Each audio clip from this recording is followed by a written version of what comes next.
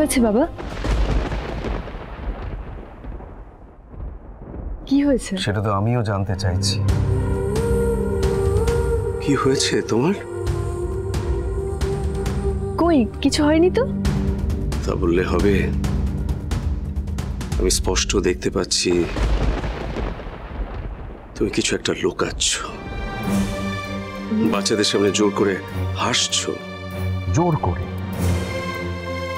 কি হয়েছে তোমার? না বাবা, সেরকম কিছু না। বড় বৌমা, গতকাল তুমি সূর্যর ঘরে গিয়েছিলে,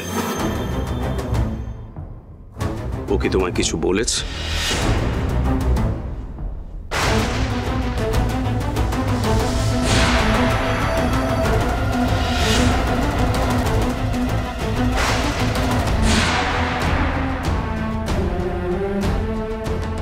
না তেমন কিছু না, এমনি এমনি। তাই বললে আমি শুনবো? শুধু শুধু এমনি? তাহলে তুমি আমার মুখের থেকে চোখ সরিয়ে নিলে কেন? তোমার চোখের দিকে তাকিয়ে বলো, কিচ্ছু হয়নি? কই তাকাও, বলো। বড়বৌমা,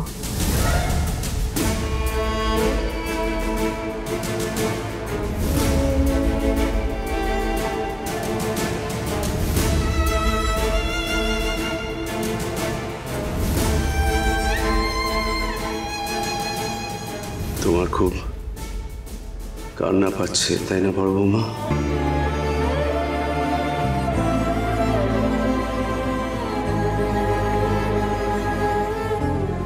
বড় বৌমা, তুমি আমাকে বাবা বলে ডাকো, আর আমার এই মেয়ে কষ্ট হচ্ছে, বাবা হয়ে আমি সেটা বুঝতে পারবো না? আমি বেশ বুঝতে পারছি কোনো কিছুর জন্য তুমি খুব কষ্ট পেয়েছো, তোমার খুব কান্না পাচ্ছে, তুমি একটু হালকা হতে চাইছো। তো বাচ্চা দুটো চোখের সামনে আছে তো, তাই হয়তো কাঁদতে পারছো না। কেন তোমার কান্না পাচ্ছে, কারণ কি আমি কিচ্ছু জানতে চাই না, শুধু বলছি তুমি কাঁদো, একটু কাঁদো, তাহলে তুমি হালকা হবে।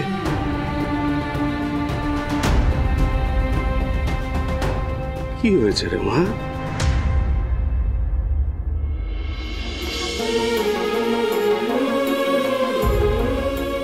কাঁদ, একটু মন খুলে কাঁদ, তোর বাবা তোর পাশে আছে, কাছে আছে।